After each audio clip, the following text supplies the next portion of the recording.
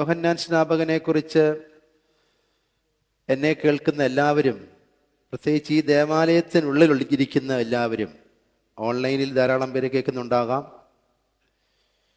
വിശുദ്ധ യോഹന്നാൻ സ്നാപകനെ കുറിച്ച് എത്രയോ പ്രസംഗങ്ങൾ, ക്ലാസുകൾ,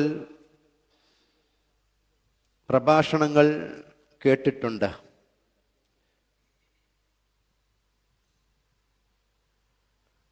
വിശുദ്ധ യോഹന്നാൻ സ്നാപകൻ്റെ ജീവിത രേഖ വിശുദ്ധ വേദപുസ്തകത്തിൽ നിന്ന് തന്നെ നമുക്ക് ലഭ്യമാണ്. അതിനെ ബന്ധപ്പെടുത്തി എത്രയോ ധ്യാനങ്ങൾ നമ്മൾ ശ്രദ്ധിച്ചിട്ടുണ്ട്. അദ്ദേഹത്തെ നമ്മൾ എത്ര പേരിലാണ് വിളിക്കുന്നത്, എത്ര പേരാണ് അദ്ദേഹത്തിന് ഇട്ടിരിക്കുന്നത്. ഇപ്പം തന്നെ വായിച്ച പ്രമിയോൻ സദറായ്ക്കകത്തും സന്ധ്യയ്ക്കും പ്രഭാതത്തിനും വായിക്കുന്ന പ്രമിയോൻ സദറായ്ക്കകത്തുമൊക്കെ ഈ യോഹന്നാൻ സ്നാപകൻ്റെ നിരവധി പേരുകൾ പറയുന്നുണ്ട്. സ്നാപകൻ എന്ന് പറയുന്ന ഒരു പേരാണ്, അദ്ദേഹത്തിന് കൊടുത്തിരിക്കുന്ന ഒരു ആട്രിബ്യൂട്ടാണ്, വിശേഷണം ആണ്. മുന്നോടി, ഫോർറണ്ണർ, നമ്മൾ അദ്ദേഹത്തെ വിളിക്കുന്ന നാമമാണ്. അദ്ദേഹം ഒരു പ്രവാചകനാണ്, ദീർഘദർശിയായിരുന്നു. പ്രവാചകൻ എന്ന് വിളിക്കും, ബ്രഹ്മചാരി എന്ന് വിളിക്കും. അങ്ങനെ ധാരാളം പേര് അദ്ദേഹത്തിനുണ്ട്. നമ്മുടെ സഭാപിതാക്കന്മാർ അദ്ദേഹത്തിന് ഇട്ടിരിക്കുന്ന മറ്റൊരു പേര് ഞാൻ ഇന്ന് നിങ്ങളുടെ മുമ്പാകെ സമർപ്പിക്കുകയാണ്. നിങ്ങൾ കേട്ടിട്ടുണ്ടാകും, ഇല്ലെങ്കിൽ പുതുതായിട്ട് കേൾക്കാം. സഭയുടെ പിതാക്കന്മാർ ഈ പ്രമിയോൻ സദറായ്ക്കകത്തു നിന്ന് വായിച്ചതും പഠിച്ചതുമാണ് ഞാൻ പറയുന്നത്. അദ്ദേഹത്തെ വിളിക്കുന്നത് ശബ്ദം എന്നാണ്. കഴിഞ്ഞ ദിവസം മറ്റൊരു ദേവാലയത്തിൽ ഇതുപോലെ വിശുദ്ധ യോഹന്നാൻ സ്നാപകനെ കുറിച്ച് സംസാരിക്കാൻ ഞാനൊരു ചെറിയ അന്വേഷണം നടത്തിയപ്പോഴാണ് ഈ ശബ്ദം എന്ന വാക്ക് ഞാൻ ശ്രദ്ധിച്ചത്. ഈ കഴിഞ്ഞ ദിവസം തന്നെയാണ് ശ്രദ്ധിച്ചത്. പക്ഷേ പ്രമിയോൻ സദറ എത്രയോ വർഷങ്ങൾക്ക് മുമ്പ്, നൂറ്റാണ്ടുകൾക്ക് മുമ്പ് എഴുതപ്പെട്ടതാണത്. എന്നെ സ്ട്രൈക്ക് ചെയ്തു. കഴിഞ്ഞ ദിവസം ഞാൻ അതിനെക്കുറിച്ച് പ്രസംഗിക്കുകയും ചെയ്തു. അപ്പൊ ഇവിടെയും വിശുദ്ധ യോഹന്നാൻ സ്നാപകനെ കുറിച്ചാണ് സംസാരിക്കേണ്ടത് എന്നുള്ളത് കൊണ്ട് തന്നെ എനിക്ക് ആ വാക്ക് തന്നെ എടുക്കാനാണ് ഇഷ്ടം തോന്നിയത്. ശബ്ദം എന്നാണ് അദ്ദേഹത്തെ വിളിക്കുന്നത്.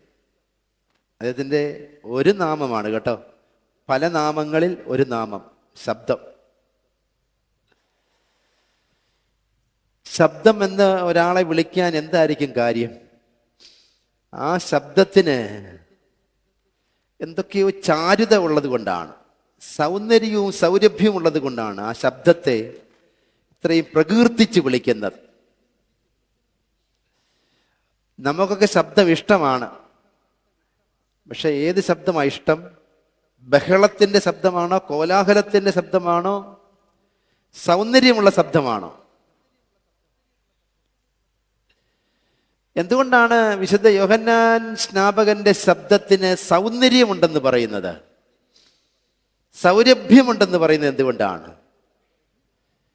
അത് കാലഘട്ടത്തിന് അനുയോജ്യമായ ശബ്ദവും വാക്കും വാചകവും ആയിരുന്നു എന്നുള്ളത് കൊണ്ടാണ്. എന്താണ്? അത് കോണ്ടക്സ്റ്റുവൽ ആയിരുന്നു എന്നുള്ളത് കൊണ്ടാണ്. കാലഘട്ടത്തിന് അനുയോജ്യമായ ശബ്ദവും വാക്കും വാഗ്ധോരണികളുമായിരുന്നു എന്നുള്ളത് കൊണ്ടാണ് യോഹന്നാൻ സ്നാപകനെ ശബ്ദമെന്ന് വിളിക്കുന്നത്. ആ ശബ്ദത്തിൻ്റെ സൗന്ദര്യവും സൗരഭ്യവും നമ്മൾ ആസ്വദിക്കുന്നത്. എന്താ ആ കാലഘട്ടത്തിൻ്റെ പ്രത്യേകത? മലയാളത്തിൽ വേണമെങ്കിൽ കൊളോക്കിയലായിട്ട് ഉപയോഗിക്കാം. നശിച്ച് നാറാണക്കല്ലായി കിടക്കുന്ന ഒരു സമൂഹത്തിന്റെ മുമ്പിലാണ് യോഹന്നാൻ പിറന്നു വീണത്. അങ്ങനെ പറയാവുന്നതിന് തെറ്റൊന്നുമില്ലെന്ന് എനിക്ക് തോന്നുന്നത്. യോഹന്നാന്റെ പ്രസംഗങ്ങൾ അതിതീവ്രവും അതിശക്തവുമായിരുന്നു. എന്താ പ്രധാനപ്പെട്ട കണ്ടന്റ്? മാനസാന്തരപ്പെടൂ, മാനസാന്തരപ്പെടൂ, മാനസാന്തരപ്പെടൂ. ഇപ്പം നശിച്ച് നാറാണക്കല്ല് എന്ന് പറയുന്ന വാക്ക് ഞാൻ ഇൻവെർട്ടകോമയിൽ തന്നെ ഇടുകയാണ്. വളരെ കൊളോക്കിയൽ വാക്കായിട്ട് തന്നെ എടുത്തു. അത്രയൊരു സമൂഹത്തിൽ യോഹന്നാന്റെ ശബ്ദത്തിന്റെ തീവ്രത അതിനൊരു സൗന്ദര്യമുള്ളതായിരുന്നു. മാനസാന്തരപ്പെടൂ, എത്രയും പെട്ടെന്ന് നിങ്ങൾ മാനസാന്തരപ്പെടൂ എന്നാണ് അദ്ദേഹം പറഞ്ഞത്. ചില ജീവിതങ്ങളെ ശരിയല്ല എന്ന് മുഖത്ത് നോക്കി പറഞ്ഞു. അങ്ങനെയാണ് അദ്ദേഹത്തിൻ്റെ തല തന്നെ ഛേദിക്കപ്പെട്ടത്. നിങ്ങൾക്ക് അറിയാമല്ല സംഭവം. ഇന്ന് വായിച്ചു കേട്ട വിശുദ്ധ വേദഭാഗം അതാണ്. ഇന്ന് വായിച്ചു കേട്ടത് വിശുദ്ധ മത്തായി ശ്ലീഹാ എഴുതിയ സുവിശേഷം 14-ാം അധ്യായത്തിന്റെ ആദ്യ ഭാഗങ്ങളാണ്. എങ്ങനെയാണ് യോഹന്നാൻ സ്നാപകന്റെ തല മുറിച്ച് മാറ്റിയത്, ശിരച്ഛേദം ചെയ്തത് എങ്ങനെയാ? ശരിയല്ലെന്ന് പറയേണ്ടിടത്ത് ശരിയല്ലെന്ന് പറഞ്ഞു. ആ ശബ്ദം സൗന്ദര്യമുള്ളതാണ്. സൗന്ദര്യമുള്ള ശബ്ദമാണെങ്കിലും അദ്ദേഹത്തിന് തല വെട്ടി മാറ്റി. ഉടലൊരു ഭാഗം, തല വേറൊരു ഭാഗം. തല ഹേരോദ്യായുടെ അടുക്കലേക്ക് കൊണ്ടുപോയി, ഉടല് യോഹന്നാന്റെ ശിഷ്യന്മാർ കൊണ്ടുപോയി. പക്ഷേ ശരിയല്ലെന്ന് പറയേണ്ടിടത്ത് ശരിയല്ലെന്ന് ശക്തവും സുദൃഢവുമായി പറയാനുള്ള ധൈര്യവും തൻ്റെ ഇടവും കാണിച്ചു. അതുകൊണ്ടാണ് ആ ശബ്ദം സൗന്ദര്യമുള്ളതെന്ന് പറയുന്നത്. മാനസാന്തരപ്പെടണമെന്ന് യോഹന്നാൻ ആവർത്തിച്ച് പറഞ്ഞപ്പോൾ കേട്ടുന്ന ജനം വന്ന് ചോദിക്കുക, നീ എന്താ ഉദ്ദേശിക്കുന്നത്? എന്തുവാ ഞങ്ങൾ ചെയ്യേണ്ടത്? എന്തുവാ? അപ്പൊ യോഹന്നാൻ പറയാണ്, നിങ്ങൾ വലിയ വായിൽ പറയുന്നുണ്ടല്ലോ, ഞങ്ങൾ അബ്രഹാമിൻ്റെ മക്കളാണ്, ഞങ്ങൾ വലിയ പ്രൗഢിയുള്ളവരും വലിയ മാനവും തേജസ്സും ഒക്കെ ഉള്ളവരാണെന്ന് സ്വയം അഭിമാനിക്കുന്നുണ്ടല്ലോ. പക്ഷെ നിങ്ങളുടെ പ്രവൃത്തികൾ എന്താ? നശിച്ച് നിൽക്കുകയാ. നിങ്ങൾ അബ്രഹാമിന്റെ മക്കളെന്ന് അഭിമാനം കൊണ്ടിട്ട് കാര്യമില്ല. നിങ്ങൾ ചെയ്യേണ്ട 2-3 കാര്യം പറയാം. ഒന്ന്, 2 വസ്ത്രമുള്ളവർ 1 വസ്ത്രം ഇല്ലാത്തവന് കൊടുക്കുക. വിശുദ്ധ ലൂക്കോസ് എഴുതിയ സുവിശേഷം 3-ാം അധ്യായത്തിന്റെ ആദ്യ ഭാഗങ്ങളിലാണ്. 2 വസ്ത്രമുള്ളവർ 1 വസ്ത്രം ഇല്ലാത്തവന് കൊടുക്കൂ. അതുപോലെ ഭക്ഷണ സാധനങ്ങളും. എന്താ അതിൻ്റെ അർത്ഥം? മറ്റുള്ളവരെ കൂടെ പരിഗണിക്കൂ. നിങ്ങൾ സ്വാർത്ഥരാണ്, നിങ്ങൾ സ്വയത്തിന് വേണ്ടി ജീവിക്കുന്നവരാണ്. നിങ്ങളുടെ കാര്യം മാത്രമാണ് നിങ്ങൾ ചെയ്യാൻ ആഗ്രഹിക്കുന്നതും ഉയർത്തിപ്പിടിക്കുന്നതും. അങ്ങനല്ല, ചുറ്റുപാടുകളെ കൂടെ നോക്കൂ, പരിസരത്ത് കിടക്കുന്നവരെ കൂടെ നോക്കൂ. അവർക്ക് ഭക്ഷണമില്ല, അവർക്ക് വസ്ത്രമില്ല, നിങ്ങൾ ദൂരത്തിൽ ജീവിക്കുകയാണ്, അവർക്ക് കൊടുക്കൂ. ഭക്ഷണവും വസ്ത്രവും അവർക്കൂടെ കൊടുക്കൂ. കൺസിഡർ ചെയ്യൂ. ചുങ്കക്കാർ വന്ന് ചോദിച്ചു, ഞങ്ങൾ എന്താ ചെയ്യണ്ടേ? അപ്പൊ യോഹന്നാൻ സ്നാപകൻ പറഞ്ഞു, നിങ്ങൾ പിടിച്ചു പറിക്കാരാണ്. സർക്കാർ, ഗവൺമെന്റ് ഒരു ടാക്സ് ഒരു ഭവനത്തിനും വ്യക്തിക്കും ഇട്ടിട്ടുണ്ട്. അതിനപ്പുറത്ത് നിങ്ങൾ അഴിമതി കാണിക്കുന്നു. നിങ്ങൾ മറ്റുള്ളവരെ യഥാർത്ഥത്തിൽ നിന്ന് മാറ്റി അവരെ അഴിമതിയിലൂടെ നിങ്ങൾ കാശ് സമ്പാദിക്കുന്നു, അവരുടെ കാശ് അടിച്ചു മാറ്റുന്നു, ചതി കാണിക്കുന്നു, വഞ്ചന കാണിക്കുന്നു. അങ്ങനെ ചെയ്യാൻ പാടില്ല. ചുങ്കക്കാരോടാണ് പറയുന്നത്. അപ്പം കറക്ഷൻ, ഒന്നാമത്തേത് ഞാൻ പറഞ്ഞ കൺസിഡർ, രണ്ടാമത്തേത് സി ആണ്, കറക്ഷൻ പാടില്ല, അഴിമതി പാടില്ല. മറ്റുള്ളവനെ പ്രയാസപ്പെടുത്തി മറ്റുള്ളവരിൽ നിന്ന് കാശ് പിടിച്ചു വാങ്ങാൻ നിങ്ങൾ ശ്രമിക്കരുത്. അപ്പോൾ പടജനം, മിലിറ്ററി ഉദ്യോഗസ്ഥരും ജോലിക്കാരും വന്ന് ചോദിച്ചു, ഞങ്ങൾ എന്താ ചെയ്യേണ്ടത്? അപ്പൊ യോഹന്നാൻ സ്നാപകൻ പറയുകയാണ്, നിങ്ങൾക്ക് കിട്ടുന്ന ശമ്പളം കൊണ്ട് തൃപ്തിപ്പെടുവീൻ. തൃപ്തി, കണ്ടന്റ്മെന്റ്. ഇംഗ്ലീഷിൽ കണ്ടന്റ്മെന്റ് എന്നൊരു വാക്കുണ്ട്, അതും സി ആണ്. നിങ്ങൾ ശമ്പളം പോരാ, നിങ്ങൾക്കുള്ളതിനെ കുറിച്ച് തൃപ്തിയില്ലാതെ അതൃപ്തിയോടെ പോരാ, നിങ്ങൾ വളരെ മാനസികമായ സംഘർഷത്തിലാണ്. സർക്കാരുമായി കോലാഹലം ഉണ്ടാക്കിക്കൊണ്ടിരിക്കുക. അത് നീതിയല്ല. നിങ്ങൾക്കുള്ളത് കൊണ്ട് നിങ്ങൾ തൃപ്തിപ്പെടുവീൻ.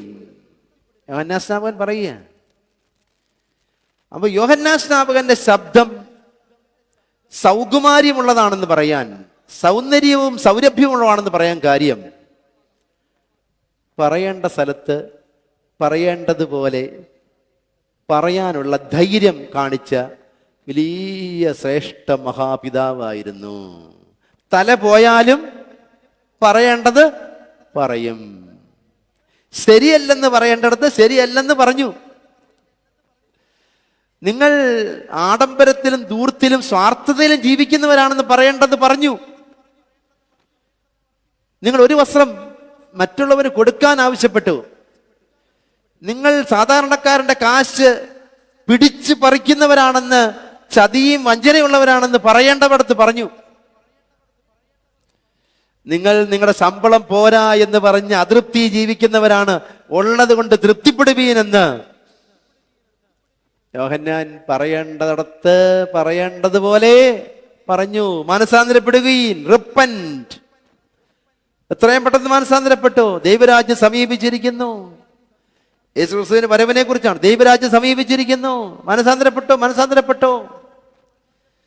അപ്പൊ യോഹന്നാൻ സ്നാപകന്റെ ശബ്ദം, ഞാൻ വീണ്ടും 3 മലയാള വാക്ക് ആവർത്തിക്കുകയാണ്.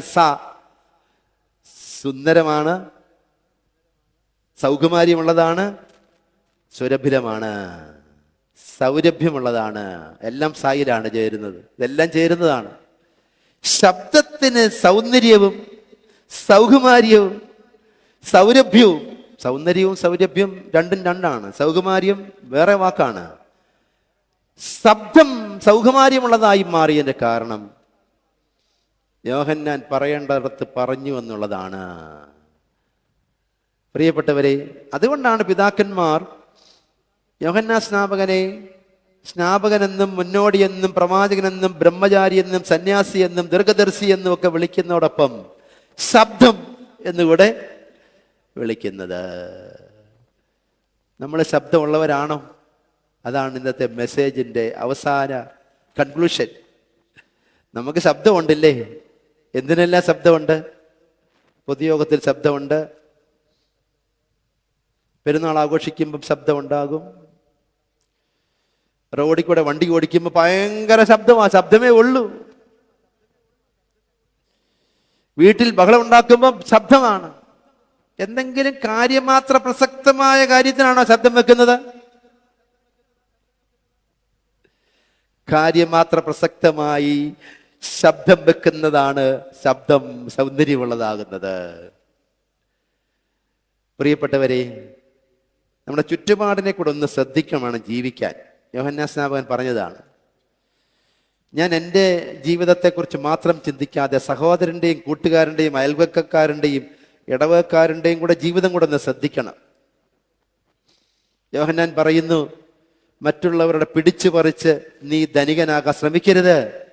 കള്ളത്തരവും ചതിയും വഞ്ചനയും കാണിക്കരുത്.